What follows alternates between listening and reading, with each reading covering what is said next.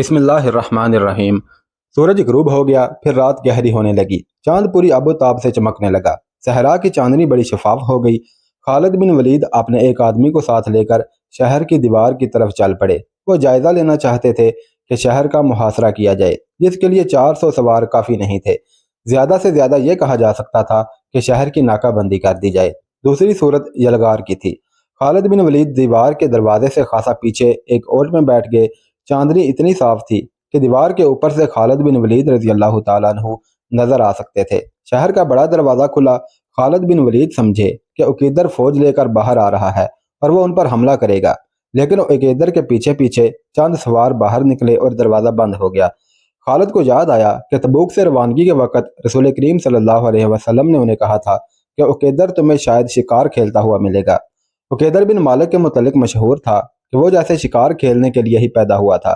صحرا میں شکار رات کو ملتا تھا، کیونکہ دن کے وقت جانور دبکے چھپے رہتے تھے۔ پورے چاند کی رات بڑے شکار کے لیے موزوں سمجھی جاتی تھی۔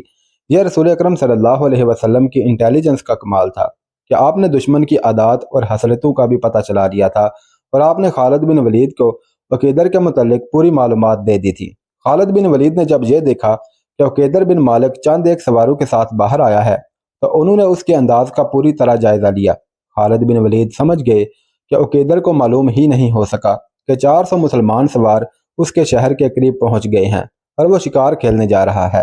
خالد بن ولید اپنے آدمی کے ساتھ رینگتے سرکتے پیچھے آئے۔ جب عقیدر اپنے سواروں کے ساتھ نظروں سے اوجھل ہو گیا تو خالد بن ولید دوڑ کر اپنے سواروں تک پہنچ گئے۔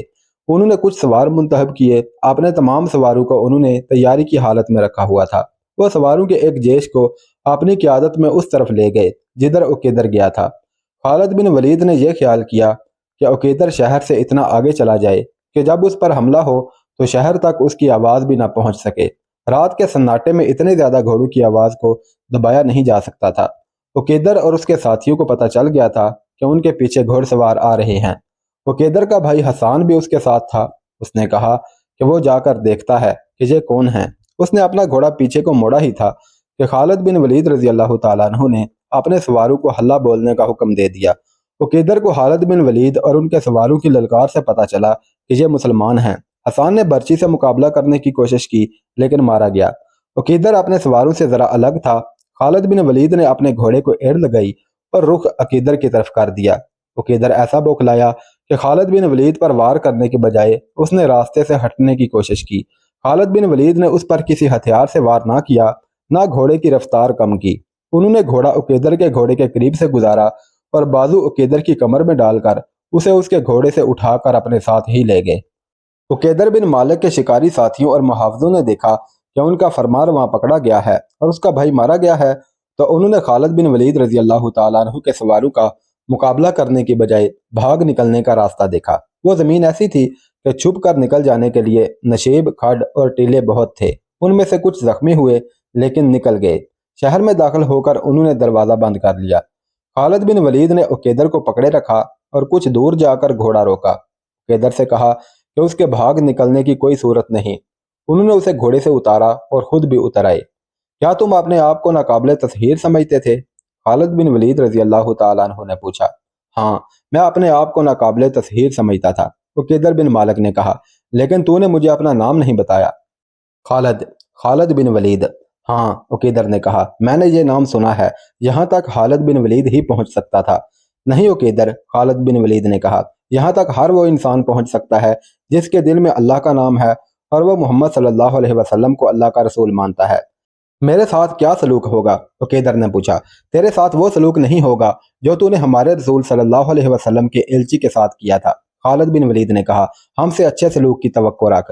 اگر ہم رومی ہوتے اور ہرکل کے بھیجے ہوئے ہوتے تو ہم کہتے کہ اپنا خزانہ اور اپنے شہر کی بہت ہی خوبصورت لڑکیاں اور شراب کے مٹکے ہمارے حوالے کر دے۔ پہلے ہم عیش و عشرت کرتے، پھر ہرکل کے حکم کی تعمیل کرتے۔ ہاں، عقیدر نے کہا، رومی ہوتے تو ایسا ہی کرتے اور وہ ایسا کر رہے ہیں۔ وہ کون سا تحفہ ہے جو میں ہرکل کو نہیں بھیجتا؟ ولید کے بیٹے، مجھ پر لازم ہے کہ رومیوں کو خوش رکھوں۔ کہاں ہے رومی؟ خالد بن ولید نے کہا، کیا تو انہیں مدد کے لیے بلا سکتا ہے؟ ہم تیری مدد کو آئیں گے۔ میں تجھے قیدی بنا کر نہیں، معزز مہمان بنا کر اللہ کے رسول کے پاس لے جا رہا ہوں۔ تجھ پر کوئی ظلم نہیں ہوگا، جبر نہیں ہوگا۔ ہم دشمنی کا نہیں دوستی کا پیغام لے کر آئے ہیں۔ ہمارے رسول صلی اللہ علیہ وسلم کے سامنے جا کر تجھے تعصف ہوگا کہ جس کا تو دشمن رہا ہے وہ تو دوستی کے قابل ہے۔ عقیدر بن مالک کی جیسے زبان گونگ ہو گئی، اس نے کچھ بھی نہ کہا، اس کا گھوڑا وہیں کہیں آوارہ پھر رہا تھا۔ خالد بن ولید نے اپنے سواروں سے کہا کہ عقیدر کے گھوڑے کو پکڑ لائیں۔ سوار گھوڑے کو پکڑ لائے تو خالد بن ولید نے عقیدر کو گھوڑے پر سوار کیا اور تبوک واپسی کا حکم دے دیا۔ تبوک پہنچ کر خالد بن ولید نے عقیدر بن مالک کو رسول خدا صلی اللہ علیہ وسلم کے حضور پیش کیا۔ آپ صلی اللہ علیہ وسلم نے اس کے آگے اپنی شرطیں رکھیں، لیکن ایسی شرط کا اشارہ تک نہ کیا کہ وہ اسلام قبول کر لے۔ اس کے ساتھ مہمانوں جیسا سلوک کیا گیا، اس پر کوئی خوف طاری نہ کیا گیا۔ اسے یہی ایک شرط بہت اچھی لگی کہ مسلمان اس کی حفاظت کریں گے۔ اس نے جزیہ دینے کی شرط مان لی اور دوستی کا معاہدہ کر لیا۔ بے شک صرف مسلمان ہیں جو میری مدد کو پہنچ سکتے ہیں، معاہدہ کر کے اس نے کہا تھا۔ جب عقیدر بن مالک نے بھی دوستی کا معاہدہ کر کے مسلمانوں کو جزیہ دینا قبول کر لیا تو کئی اور چھوٹے چھوٹے قبیلوں کے سردار تبوک میں رسول اکرم صلی اللہ علیہ وسلم کے پاس آ گئے اور اطاعت قبول کر لی۔ اس طرح دور دور تک کے علاقے مسلمانوں کے زیر اثر آ گئے اور تمام قبائلی مسلمانوں کے اتحادی بن گئے۔ ان میں سے متعدد قبائل نے اسلام قبول کر لیا۔ اب رومیوں سے جنگ کی ضرورت نہیں رہی تھی، ان کی پیش قدمی کا راستہ رک گیا تھا، بلکہ ہرکل کے لیے خطرہ پیدا ہو گیا تھا کہ وہ مسلمانوں سے ٹکر لینے کو آگے بڑھا تو راستے کے تمام قبائل اسے اپنے علاقے میں ہی ختم کر دیں گے۔ رسول اکرم صلی اللہ علیہ وسلم نے مجاہدین کے لشکر کو مدینہ کو واپسی کا حکم دے دیا۔ یہ لشکر دسمبر 630 عیسوی میں مدینہ پہنچ گیا۔ اسلام عقیدے کے لحاظ سے اور عسکری لحاظ سے بھی ایک ایسی طاقت بن چکا تھا کہ رسول کریم صلی اللہ علیہ وسلم کے بھیجے ہوئے ایلچی کہیں بھی چلے جاتے انہیں شاہی مہمان سمجھا جاتا اور ان کا پیغام احترام سے سنا جاتا۔ رسول کریم صلی اللہ علیہ وسلم نے دور دراز کے قبیلوں اور چھوٹی بڑی حکومتوں کو قبول اسلام کے دعوت نامے بھیجنے شروع کر دیے۔ ان میں بعض سردار سرکش، خود سر اور کم فہم تھے۔ ان کی طرف رسول کریم صلی اللہ علیہ وسلم کا پیغام اس قسم کا ہوتا تھا کہ قبول اسلام کے بجائے اگر وہ اپنی جنگی طاقت آزمانا چاہتے ہیں تو آزما لیں اور یہ سوچ لیں کہ شکست کی صورت میں انہیں مسلمانوں کا مکمل طور پر مطیع ہونا پڑے گا اور ان کی کوئی شرط قبول نہیں کی جائے گی۔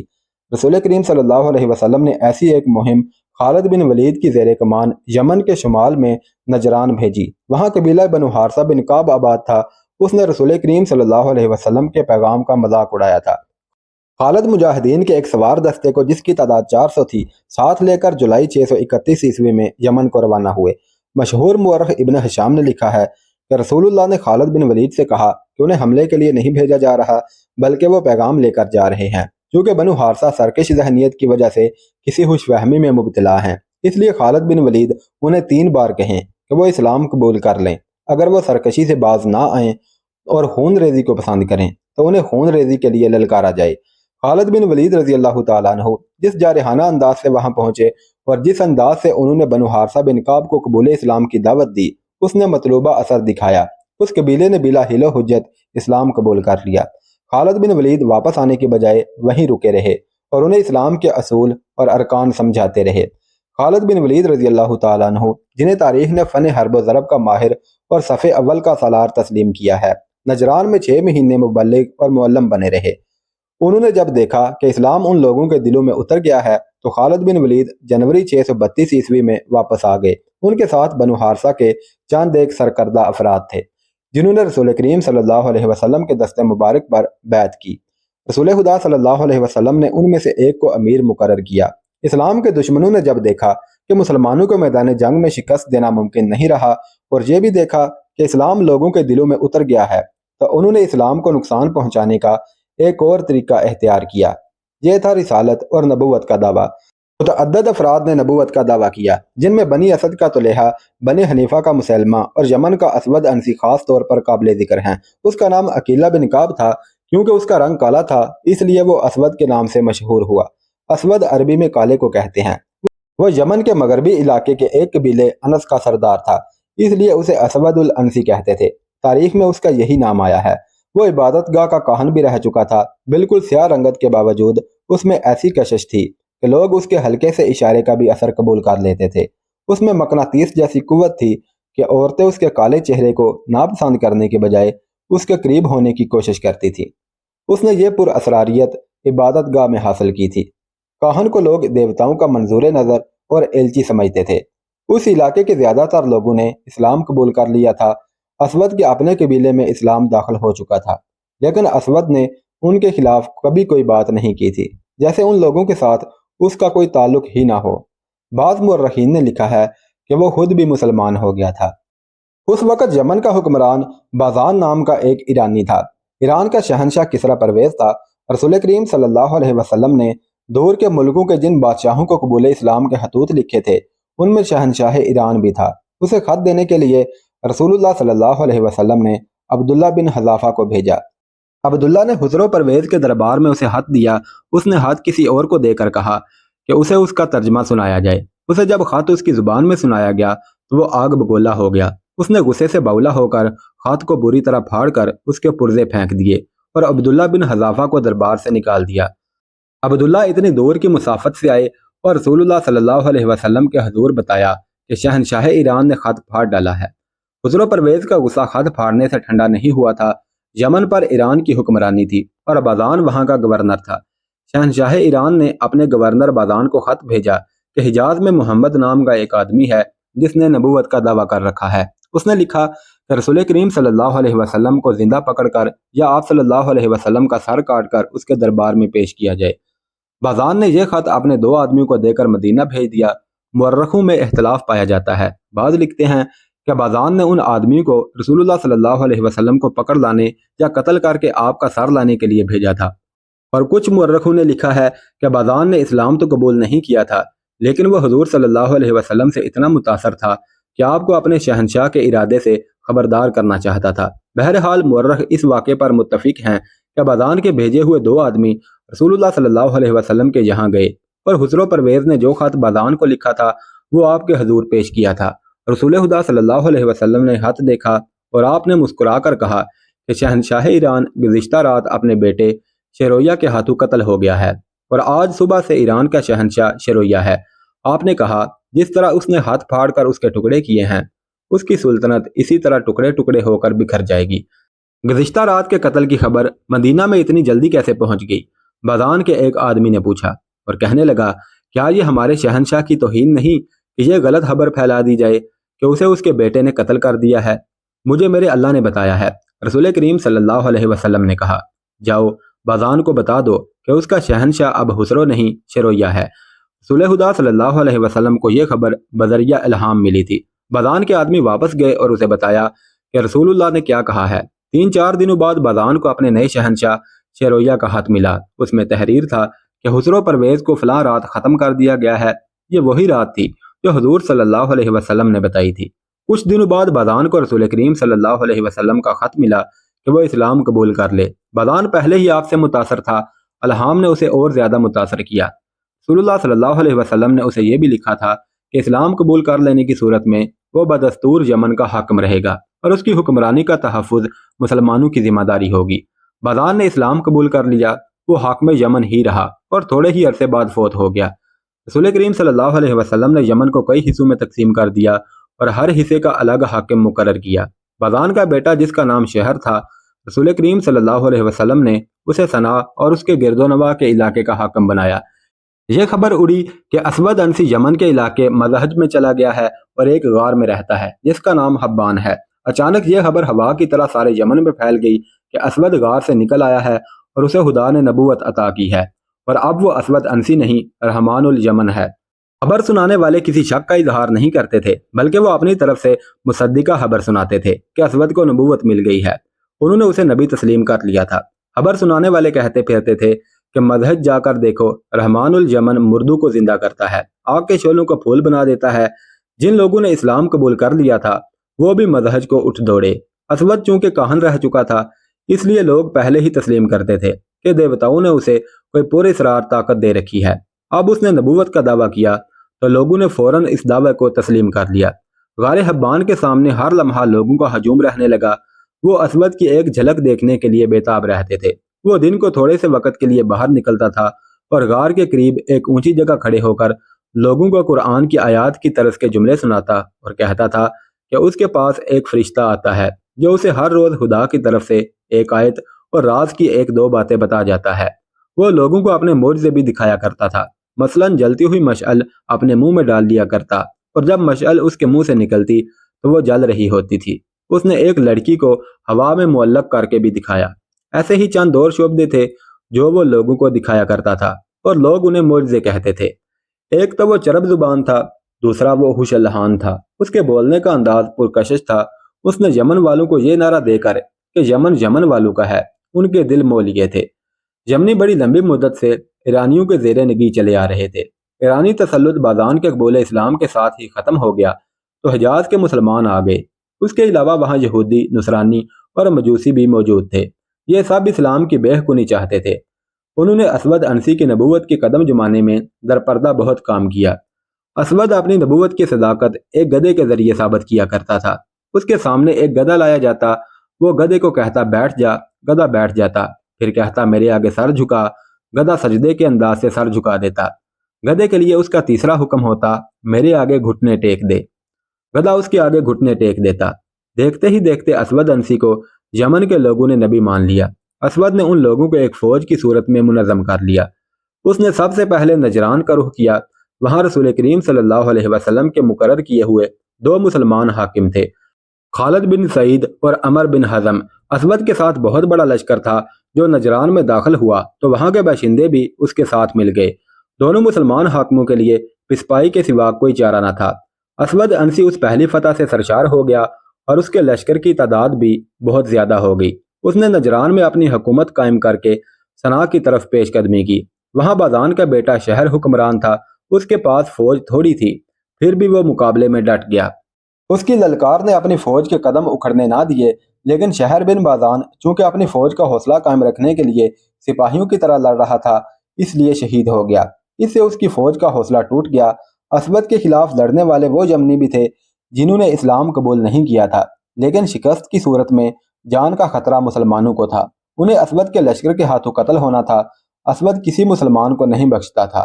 چنانچہ مسلمان جانیں بچا کر نکل گئے اور مدینہ جا پہنچے۔ اسود انسی جو اب رحمان الیمن کہلاتا تھا، حضرموت، بحرین، احسا اور عدن تک کے تمام علاقوں پر بھی قبضہ کر کے تمام یمن کا بادشاہ بن گیا۔ اسلام کے لیے یہ بہت بڑا چیلنج تھا۔ شمال کی طرف سے رومیوں کے حملے کا خطرہ ہر وقت موجود رہتا تھا۔ اس خطرے کو ختم کرنے کے لیے رسول خدا صلی اللہ علیہ وسلم نے ایک لشکر رومیوں پر حملے کے لیے تیار کیا تھا، جس کے سالار اعلیٰ 22 سالہ نوجوان اسامہ بن زید تھے، جو رسول کریم صلی اللہ علیہ وسلم کے آزاد کیے ہوئے غلام زید بن حارثہ کے بیٹے تھے۔ زید بھی سالار تھے اور وہ موتا کے معرکے میں شہید ہو گئے تھے۔ یمن کو ایک خود ساختہ نبی سے نجات دلانے کے لیے بہت بڑے لشکر کی ضرورت تھی، لیکن لشکر رومیوں کے خلاف لڑنے کے لیے جا رہا تھا۔ اگر رومیوں پر حملے ملتوی کر کے اس لشکر کو یمن بھیج دیا جاتا تو رومی یہ فائدہ اٹھا سکتے تھے کہ مدینہ پر حملہ کر دیتے۔ یہ خطرہ مول نہیں لیا جا سکتا تھا۔ رسول کریم صلی اللہ علیہ وسلم نے دوسری صورت یہ سوچی کہ یمن میں جو مسلمان مجبوری کے تحت رہ گئے ہیں اور جنہوں نے اسود انسی کی اطاعت قبول کر لی ہے، انہیں اسود کا تحتہ الٹنے کے لیے استعمال کیا جائے۔ اس طریقہ کار کو حضور صلی اللہ علیہ وسلم کے تمام سالاروں نے پسند کیا۔ اس مقصد کے لیے چند ذہین قسم کے افراد کو یمن بھیجنا تھا۔ رسول اکرم صلی اللہ علیہ وسلم کی نظر انتخاب قیس بن حبیرہ پر پڑی۔ آپ نے انہیں بلا کر یمن جانے کا مقصد سمجھایا اور پوری طرح ذہن نشین کرایا کہ انہیں اپنے آپ کو چھپا کر وہاں کے مسلمانوں سے ملنا ملانا ہے اور ایک زمین دوز جماعت تیار کرنی ہے جو اس جھوٹے نبی اور عیش و عشرت میں ڈوبے ہوئے خود ساختہ بادشاہ کا تحتہ الٹے۔ آپ صلی اللہ علیہ وسلم نے قیس بن حبیرہ سے یہ بھی کہا کہ وہ مدینہ سے اپنی روانگی کو بھی خفیہ رکھیں اور یمن تک اس طرح پہنچیں کہ انہیں کوئی دیکھ نہ سکے۔